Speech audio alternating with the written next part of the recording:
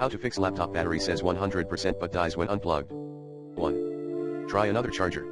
2. Replace the battery. 3.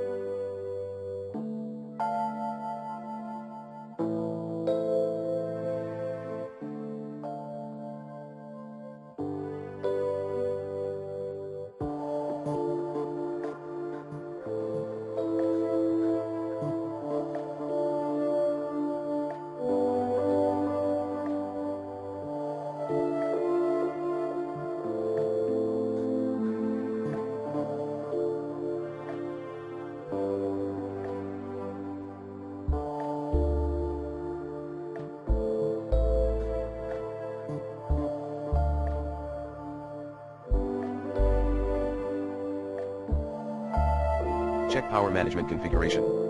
For instance, if you're using a Dell laptop, check the power manager configuration and enable the peak shift option.